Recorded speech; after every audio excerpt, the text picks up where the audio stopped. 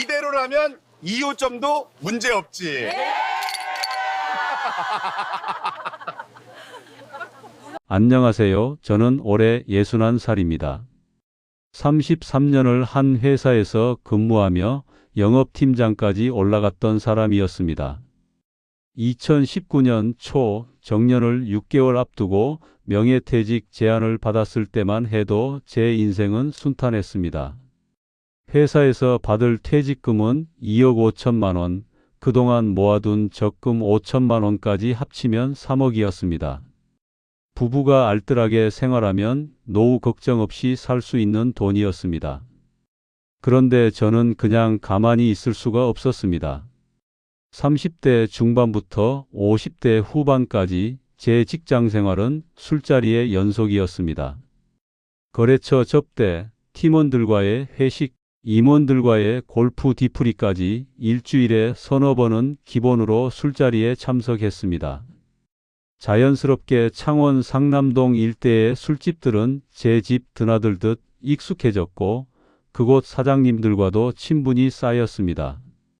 몇몇 사장님들은 농담처럼 말했습니다. 김 팀장님은 술집 하시면 대박 나겠어요. 인맥도 좋으시고 손님 모시는 것도 타고나셨잖아요. 처음에는 그냥 농담으로 들었는데 퇴직이 다가오면서 그 말이 자꾸 귓가에 맴돌았습니다. 33년간 쌓아온 인맥이 아깝다는 생각이 들었습니다. 회사 동료들, 거래처 사람들, 협력업체 관계자들까지 합치면 제 명함철에는 수백 명의 연락처가 있었습니다. 이 사람들이 단골만 되어준다면 술집 정도는 충분히 성공할 수 있겠다는 확신이 들었습니다. 아내와 상의했을 때 의외로 적극적이었습니다. 당신이 평생 영업하면서 사람들 모시는 거 제일 잘하잖아요. 저도 주방 일은 자신 있어요. 둘이 힘 합치면 충분히 할 수 있어요. 아내는 젊었을 때 친정식당 일을 도왔던 경험이 있어서 음식 솜씨가 좋았습니다.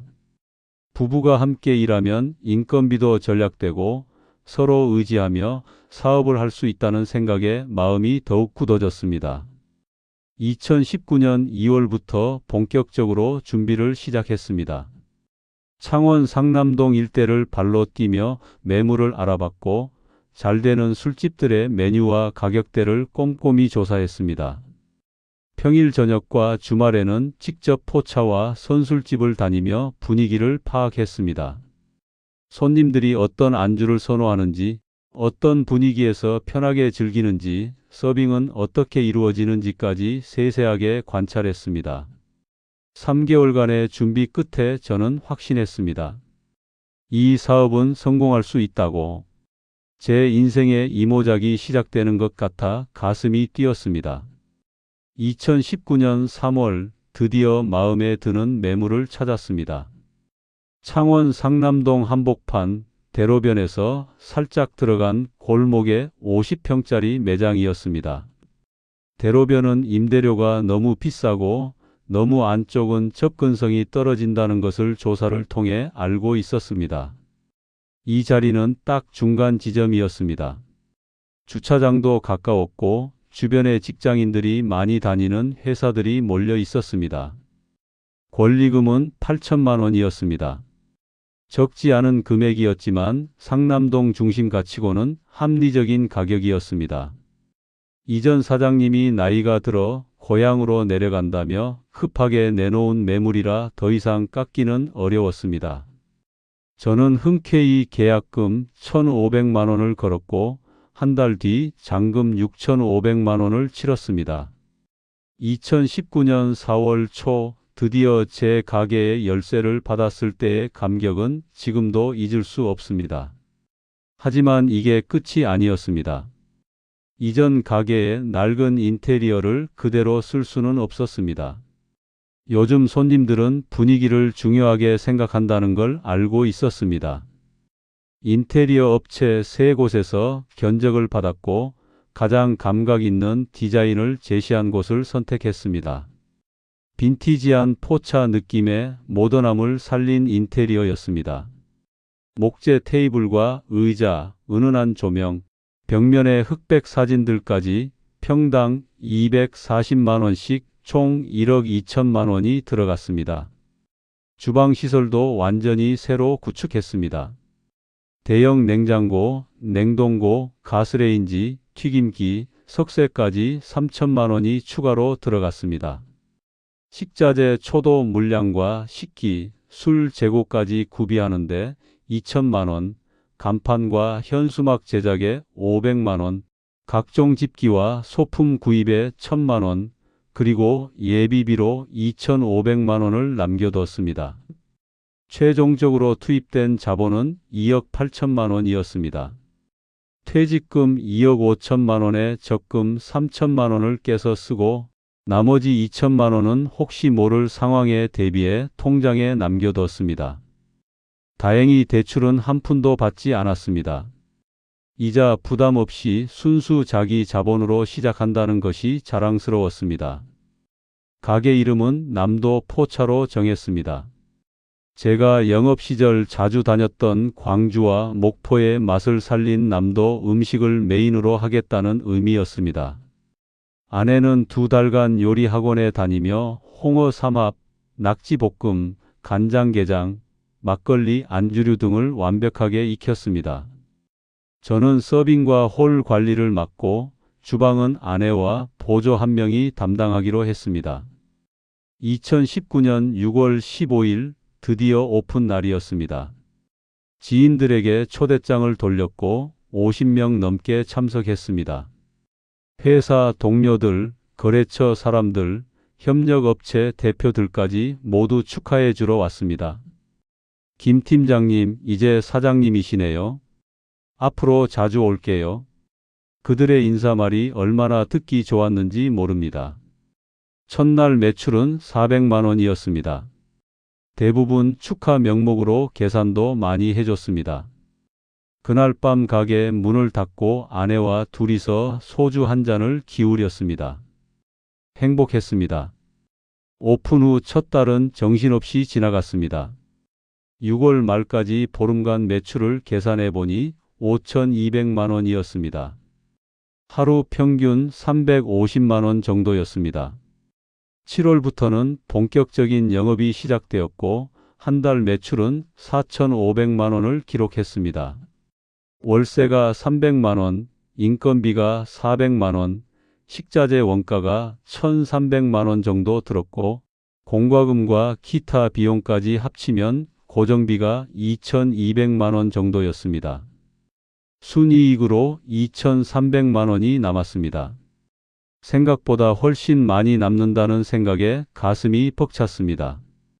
거래처 사람들이 정말 자주 와줬습니다. 사장님, 오랜만입니다. 오늘 여기서 한잔 합시다. 예전에 같이 일했던 팀원들도 회식 장소로 우리 가게를 선택해 줬습니다.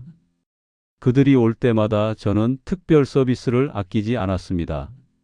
안주를 하나 더 내주거나 소주 몇 병을 서비스로 드리기도 했습니다. 단골을 만드는 것이 장사의 핵심이라고 생각했기 때문입니다. 실제로 한번 왔던 손님들이 다시 찾아오는 비율이 높았습니다. 8월 매출은 4,700만 원으로 조금 더 올랐습니다.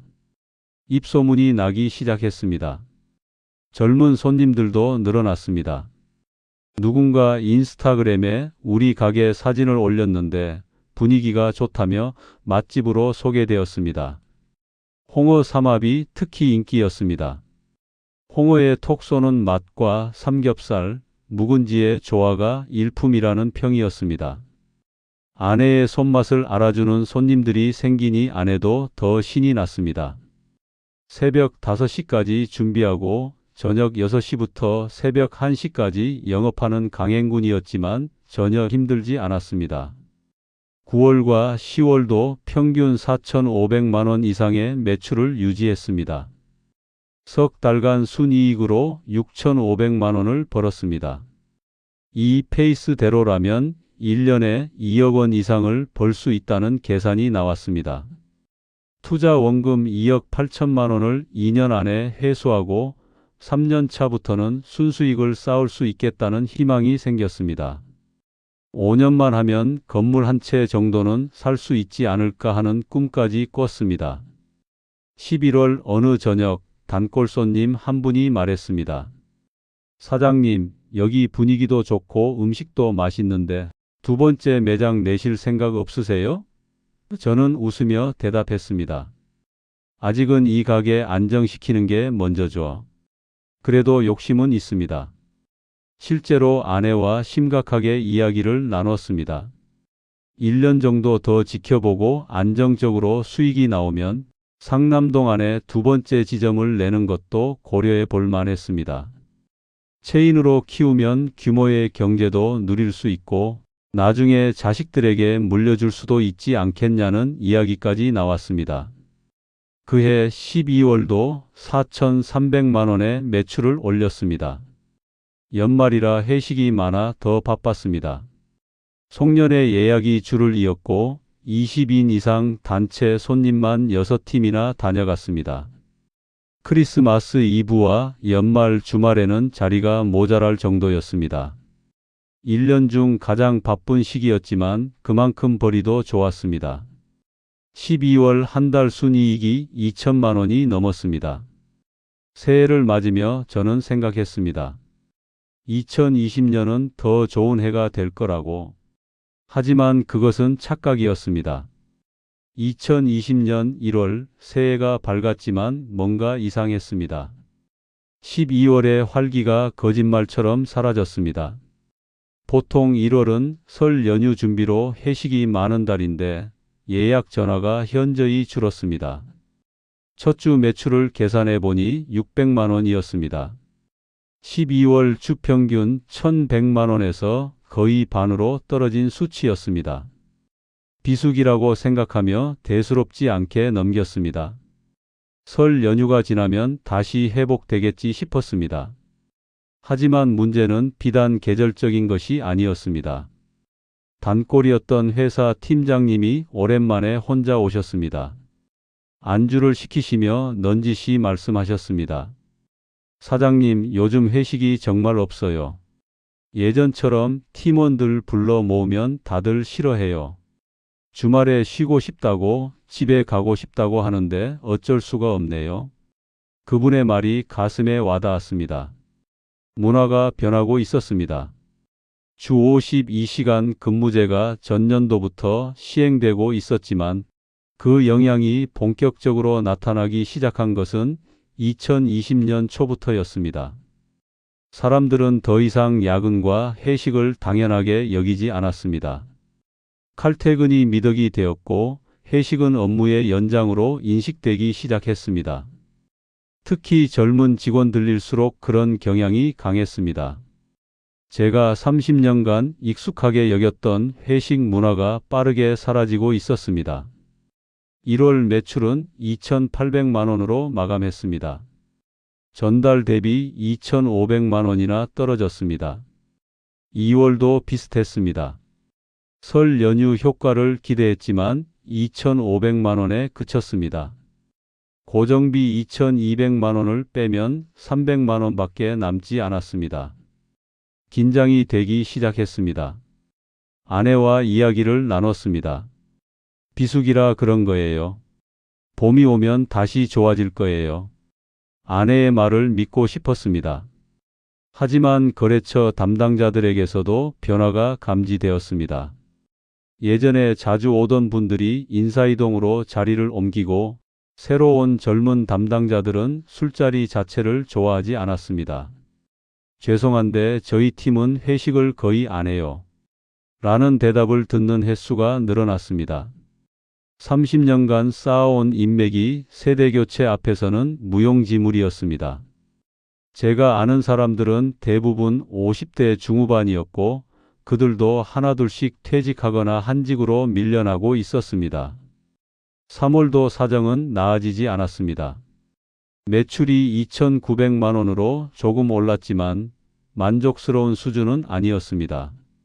주말 저녁에도 빈 테이블이 눈에 띄기 시작했습니다. 예전 같으면 자리가 없어서 손님을 돌려보내야 했는데 이제는 손님을 기다리는 시간이 더 많았습니다. 상남동 다른 가게들도 사정이 비슷하다는 소문이 들렸습니다. 단순히 우리 가게만의 문제가 아니라 업계 전체의 문제였습니다. 불안감이 커졌습니다.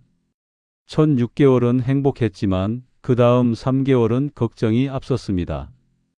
2천만 원씩 남기던 순이익이 500만 원 수준으로 떨어지자 아내의 표정도 어두워졌습니다. 당신 괜찮겠죠? 아내의 불안한 눈빛을 보며 저는 억지로 웃었습니다. 계절적인 거야. 곧 나아질 거야. 하지만 속으로는 확신이 없었습니다. 2020년 2월 말 뉴스에서 이상한 소식이 들려왔습니다. 중국 우한에서 시작된 신종 바이러스가 국내에도 퍼지고 있다는 내용이었습니다. 처음에는 크게 신경 쓰지 않았습니다. 메르스나 사스처럼 금방 지나갈 거라고 생각했습니다. 하지만 3월 들어 상황이 심각해졌습니다. 확진자가 급격히 늘어나고 정부에서 사회적 거리두기를 발표했습니다. 3월 중순부터 매출이 급락했습니다. 사람들이 외출을 자제하고 모임을 취소했습니다. 회식은 아예 금지되었습니다. 주말에도 손님이 뜸했습니다. 3월 매출은 1,500만 원으로 떨어졌습니다. 적자였습니다. 고정비를 빼면 700만 원 손실이었습니다. 처음 겪는 적자였습니다. 가슴이 답답했습니다. 4월은 더 심각했습니다. 정부에서 영업시간 제한 조치를 발표했습니다. 밤 9시까지만 영업이 가능했습니다. 우리 가게는 저녁 6시부터 새벽 1시까지 영업하는 곳이었는데 핵심 시간대인 밤 9시 이후가 막힌 것입니다. 게다가 테이블 간격도 2m 이상 띄워야 했고 한 테이블에 4명 이상 앉을 수 없었습니다. 50평 매장에 원래 15개 테이블이 있었는데 8개만 사용할 수 있었습니다. 4월 매출은 1,200만 원이었습니다. 1,000만 원 적자였습니다. 처음으로 공포를 느꼈습니다. 이대로 가다가는 버틸 수 없다는 생각이 들었습니다. 예비비로 남겨둔 2천만 원을 꺼내 쓰기 시작했습니다. 아내는 주방 보조 직원을 해고하고 혼자서 모든 일을 해냈습니다. 인건비를 400만 원에서 200만 원으로 줄였지만 역부족이었습니다. 5월도 비슷했습니다. 1,100만 원 매출에 1,100만 원 적자였습니다. 6월은 조금 나아져서 1,500만 원 매출에 700만 원 적자였습니다. 3개월간 2,800만 원이 날아갔습니다. 예비비는 바닥났고 개인 통장에 돈을 쓰기 시작했습니다. 밤에 잠이 오지 않았습니다. 천장을 보며 계산기를 두드렸습니다. 이 속도로 나가면 1년도 못 버틴다는 결론이 나왔습니다. 7월부터 거리두기가 조금 완화되었습니다. 영업시간이 10시까지 연장되었고 테이블 제한도 풀렸습니다. 하지만 사람들의 마음은 돌아오지 않았습니다. 코로나에 대한 공포가 깊게 자리 잡았습니다. 7월 매출은 2천만 원으로 회복되었지만 여전히 200만 원 적자였습니다. 8월과 9월도 비슷했습니다. 월 평균 200만 원씩 적자가 누적되었습니다. 10월부터 다시 확진자가 급증했습니다. 정부는 거리두기를 다시 강화했습니다. 밤 9시 이후 영업 금지, 테이블 인원 제한이 다시 돌아왔습니다. 10월 매출은 1,300만 원, 11월은 1,100만 원, 12월은 1,500만 원이었습니다. 연말 특수를 기대했지만 송년회가 거의 없었습니다. 2020년 한 해 동안 8천만 원이 넘는 손실을 봤습니다. 투자 원금의 4분의 1이 1년 만에 증발했습니다. 2021년 초에는 백신 접종 소식에 희망을 가졌습니다. 백신만 맞으면 다 끝나. 조금만 버티자. 아내를 다독였고 저 자신도 다독였습니다. 실제로 6월부터 백신 접종이 시작되고 9월에는 위드 코로나 정책이 발표되면서 잠깐 분위기가 좋아졌습니다. 9월과 10월 매출이 3천만 원대로 회복되었습니다. 드디어 끝나는구나 싶었습니다. 하지만 11월 오미크론 변이가 등장했습니다. 확진자가 폭증했고 거리두기가 다시 강화되었습니다. 12월 매출은 1,600만 원으로 급락했습니다. 희망의 끈이 완전히 끊어지는 순간이었습니다. 2021년이 끝나갈 무렵 저는 결단을 내렸습니다. 더 이상은 버틸 수 없다고. 2년 반 동안 총 1억 3천만 원의 손실을 봤습니다. 투자금 2억 8천만 원 중에서 남은 돈은 5천만 원 뿐이었습니다. 예비비와 개인 통장의 돈까지 모두 쓴 상태였습니다. 더 버티면 빚까지 져야 하는 상황이었습니다. 아내와 마주 앉아 이야기를 나눴습니다. 여보, 이제 그만해야 할 것 같아. 아내는 울먹였습니다. 미안해요. 내가 더 잘했으면 이렇게 되지 않았을 텐데. 아내 탓이 아니었습니다. 시대가 바뀐 것이고 예측할 수 없는 팬데믹이 닥친 것이었습니다. 하지만 그런 위로가 현실을 바꿔주지는 못했습니다. 2022년 1월 초 매물로 내놓았습니다. 부동산에 연락하고 인터넷 중개 사이트에도 올렸습니다. 권리금은 5천만 원으로 책정했습니다. 8천만 원을 주고 샀지만 지금 상황에서 그만큼 받기는 어렵다는 것을 알고 있었습니다. 조금이라도 건지려는 마음이었습니다. 하지만 한 달이 지나도 연락이 없었습니다. 2개월이 지나도 마찬가지였습니다. 부동산 중개인이 솔직하게 말했습니다. 사장님, 요즘 술집 인수하려는 사람이 없어요. 코로나 이후로 전국적으로 술집이 너무 많이 문 닫았거든요. 권리금 받기는 사실상 어렵습니다. 가슴이 철렁했습니다. 권리금을 포기해야 한다는 뜻이었습니다. 8천만 원이 그냥 사라지는 것이었습니다. 3월 말 임대인에게 연락이 왔습니다. 사장님, 계약 만료가 다음 달인데 연장하실 건가요? 계약 기간이 3년이었는데 벌써 만료 시점이 다가온 것입니다. 저는 솔직하게 말했습니다. 죄송하지만 정리하려고 합니다. 임대인은 예상했다는 듯이 말했습니다. 그러실 줄 알았어요. 원상복구하시고 나가셔야 합니다. 원상복구. 인테리어를 뜯어내고 처음 상태로 돌려놓아야 한다는 뜻이었습니다. 철거 비용만 1,000만 원이 들었습니다. 주방 기기와 집기들을 중고로 팔려고 했지만 살 사람이 없었습니다. 결국 고물상에 넘겼고 받은 돈은 500만 원이었습니다. 3천만 원을 들여 산 것들을 500만 원에 처분한 것입니다. 4월 말 가게 문을 완전히 닫았습니다. 마지막 날 밤 혼자 가게에 앉아 있었습니다. 텅 빈 매장을 바라보며 지난 3년이 주마등처럼 스쳐갔습니다. 오픈 첫날 북적이던 사람들, 행복하게 웃던 아내의 얼굴, 단골 손님들과 나누던 농담들, 모든 것이 꿈만 같았습니다. 그리고 이제 그 꿈에서 깨어난 것입니다. 현실은 냉혹했습니다. 최종 정산을 했습니다. 투자금 2억 8천만 원 중에서 2년 반 동안 영업 손실로 1억 3천만 원이 나갔고 철거 비용과 집기 처분 손실로 2,500만 원이 추가로 들어갔습니다. 권리금 8천만 원은 한 푼도 못 건졌습니다. 결과적으로 2억 3,500만 원이 사라졌습니다. 손에 쥔 돈은 4,500만 원. 33년 직장 생활의 결실이 사라지는 데 걸린 시간은 3년도 되지 않았습니다. 은행 통장을 보며 멍하니 앉아 있었습니다. 60세가 넘은 나이에 4,500만 원으로 무엇을 할 수 있을까? 노후 준비는 이미 물 건너갔습니다. 당장 생활비를 벌어야 했습니다. 아내도 충격이 컸습니다.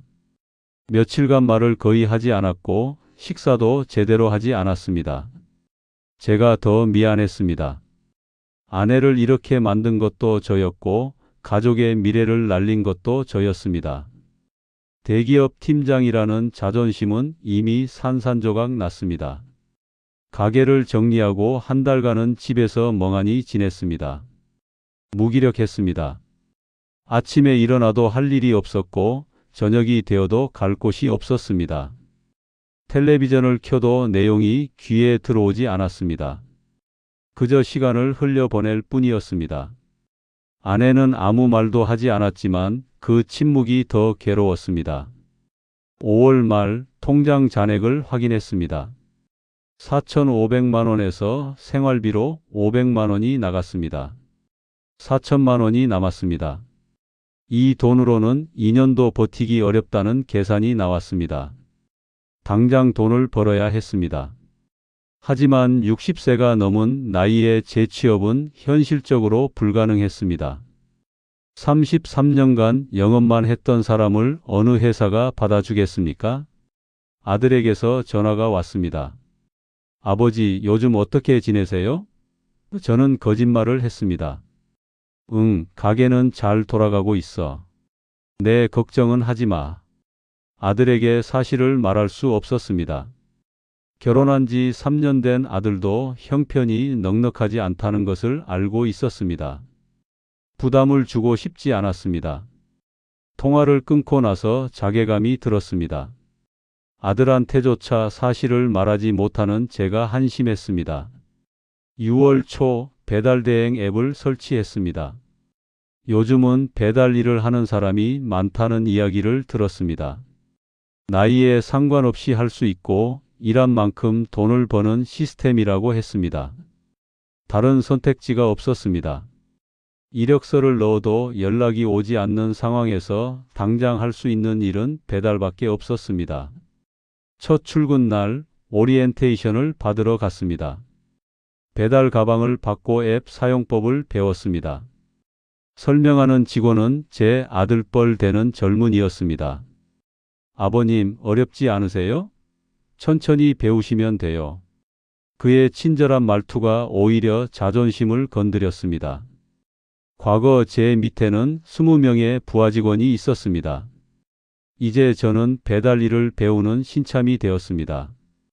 첫 주는 적응하느라 힘들었습니다. 스마트폰 앱이 익숙하지 않았고 길을 찾는 것도 어려웠습니다. 음식을 싣고 오토바이를 타는 것도 처음이었습니다. 몇 번은 넘어질 뻔했습니다. 손님 집 앞에서 초인종을 누르고 음식을 건네는 순간 손님이 제 나이 또래였습니다. 그분의 눈빛에서 묘한 감정을 읽었습니다. 동정과 안쓰러움이 섞인 시선이었습니다. 가장 두려웠던 것은 아는 사람을 마주치는 것이었습니다. 창원은 제가 30년 넘게 살았던 곳이고 아는 사람이 많았습니다. 특히 상남동 일대에는 과거 거래처 사람들이 많았습니다. 배달 구역을 상남동에서 멀리 떨어진 곳으로 설정했습니다. 진해, 마산 쪽으로 다녔습니다. 조금 멀어도 괜찮았습니다. 아는 사람을 만나는 것보다는 나았습니다. 한 달간 일한 결과 250만 원을 벌었습니다. 하루 평균 8만 원 정도였습니다. 아침 10시부터 밤 10시까지 쉬지 않고 일한 결과였습니다. 몸은 힘들었지만 돈이 들어온다는 것 자체가 위안이 되었습니다. 적어도 통장 잔액이 줄어드는 속도를 늦출 수 있었습니다. 아내도 일을 시작했습니다. 동네 대형마트에서 시식 코너 파트타임 일을 구했습니다. 주말 이틀 하루 5시간씩 일해서 한 달에 70만 원을 벌었습니다. 아내는 말이 없었지만 손이 거칠어졌습니다. 포차에서 주방 일을 할 때보다 더 많이 늙어 보였습니다. 제 잘못입니다. 지금 저는 61살입니다. 배달 일을 시작한 지 2년 반이 지났습니다. 여전히 매일 오토바이를 타고 음식을 나릅니다. 날씨가 추운 날, 비가 오는 날, 눈이 내리는 날도 일을 해야 합니다. 멈추면 돈이 안 들어오기 때문입니다. 몸은 점점 힘들어지고 있습니다. 허리와 무릎이 아프지만 병원 갈 시간도 돈도 아깝습니다. 통장에는 3천만 원 정도가 남아 있습니다. 배달일로 한 달에 250만 원, 아내의 파트타임으로 70만 원, 합쳐서 320만 원이 들어옵니다. 생활비로 250만 원 정도 쓰고 나면 70만 원이 저축됩니다. 1년이면 840만 원씩 모입니다. 이 속도로 가면 노후 준비는 요원합니다. 그저 하루하루 버티는 삶입니다. 명절이 다가오면 마음이 무겁습니다. 아들과 딸이 찾아오면 거짓말을 해야 합니다. 가게는 잘 정리했고 지금은 편하게 지내고 있어. 진실을 말할 수 없습니다. 자식들한테 짐이 되고 싶지 않습니다. 용돈도 예전처럼 주지 못합니다. 요즘 경기가 안 좋아서 말이야라고 둘러댑니다. 손주들 장난감도 마음껏 사주지 못합니다. 할아버지로서 체면이 서지 않습니다. 가끔 과거를 돌아봅니다. 무엇이 잘못되었을까? 제일 큰 실수는 시대의 변화를 읽지 못한 것입니다. 회식 문화가 사라지고 있다는 신호가 있었습니다. 주 52시간 근무제, 젊은 세대의 가치관 변화, 술 소비의 감소. 모든 신호가 있었지만 저는 보지 못했습니다. 아니, 보고 싶지 않았는지도 모릅니다. 30년간 익숙했던 문화가 영원히 지속될 거라고 착각했습니다. 두 번째 실수는 인맥을 과신한 것입니다. 아는 사람이 많다고 해서 장사가 잘 되는 것은 아니었습니다. 사람들은 인간관계 때문에 오는 것이 아니라 편의와 합리성 때문에 옵니다. 제가 퇴직하고 회사를 떠나는 순간 그 인맥의 가치는 급격히 떨어졌습니다. 회사의 직함이 저를 빛나게 했던 것이지 제 자체가 빛나는 것이 아니었습니다. 세 번째 실수는 타이밍이었습니다. 2019년은 창업하기에 최악의 시점이었습니다. 문화적 전환기였고 1년 뒤에는 팬데믹이 닥칠 줄은 아무도 몰랐습니다. 하지만 결과적으로 최악의 타이밍에 모든 것을 걸었습니다. 만약 1년만 더 기다렸다면, 만약 상황을 좀 더 지켜봤다면 어땠을까 하는 생각이 듭니다. 하지만 그때는 조급했습니다. 빨리 시작해야 한다는 강박이 있었습니다. 네 번째 실수는 업종 선택이었습니다. 술집은 경기에 민감한 업종입니다. 호황일 때는 좋지만 불황이 오면 가장 먼저 타격받습니다. 더군다나 계절적 변동성도 큽니다. 여름과 연말은 바쁘지만 봄과 가을은 한산합니다. 이런 변동성을 감당할 여유 자금이 없었습니다. 초기 자본을 모두 투입하고 예비비도 충분하지 않았습니다. 3개월 정도 버틸 돈만 남겨둔 것이 치명적이었습니다. 최소한 1년치 고정비를 남겨뒀어야 했습니다. 다섯 번째 실수는 과신이었습니다. 저는 영업을 30년 했으니 장사도 잘할 수 있다고 생각했습니다. 하지만 영업과 장사는 다릅니다. 영업은 회사의 브랜드와 제품을 믿고 하는 것이지만 장사는 모든 책임이 제게 있습니다. 실패의 책임을 질 사람이 없습니다. 그 무게를 견디지 못했습니다. 여섯 번째 실수는 대출을 받지 않은 것을 자랑으로 여긴 점입니다. 당시에는 자기 자본만으로 시작한다는 것이 자랑스러웠습니다. 하지만 결과적으로 모든 돈을 한 번에 쏟아부은 것이 화근이었습니다. 차라리 절반은 대출을 받고 절반은 예비비로 남겨뒀다면 버틸 시간을 벌 수 있었을 것입니다. 물론 대출 이자가 부담이었겠지만 최소한 급하게 정리하지는 않았을 것입니다. 지금 배달 일을 하며 가끔 상남동을 지나갑니다. 제가 운영했던 자리는 이제 다른 가게가 들어섰습니다. 치킨집입니다. 그 가게도 얼마나 버틸지 모르겠습니다. 상남동 거리는 예전보다 훨씬 한산합니다. 문 닫은 가게들이 즐비하고 임대 현수막이 곳곳에 걸려 있습니다. 저만 실패한 것이 아니라 많은 사람들이 힘들어하고 있다는 것을 알지만 그것이 위로가 되지는 않습니다. 후배들에게 간곡히 당부합니다. 퇴직 후 창업은 정말 신중하게 접근하십시오. 특히 유흥업, 요식업은 절대 함부로 손대지 마십시오. 시대가 바뀌고 있습니다. 과거의 경험과 인맥이 미래를 보장하지 않습니다. 무엇보다 퇴직금은 한 번 잃으면 다시 모을 수 없는 돈입니다. 그 돈은 노후의 마지막 보루입니다. 쉽게 쓰지 마십시오. 만약 꼭 창업을 해야 한다면 최소한 1년치 생활비와 고정비를 빼고 남는 돈으로만 하십시오. 그리고 실패했을 때를 항상 염두에 두십시오. 성공만 생각하지 마십시오. 망했을 때 어떻게 할 것인지 계획을 세우십시오. 저는 그런 준비가 없었습니다. 오직 성공만 생각했습니다. 그것이 가장 큰 실수였습니다. 지금 저는 소박하게 살고 있습니다. 배달 일로 하루하루를 버티고 아내와 함께 저녁을 먹고 손주들 사진을 보며 위안을 삼습니다. 거창한 꿈은 없습니다. 그저 건강하게 자식들에게 짐이 되지 않게 오늘 하루를 무사히 살아가는 것, 그것이 제 목표입니다. 과거에 화려했던 시절은 이제 추억일 뿐입니다.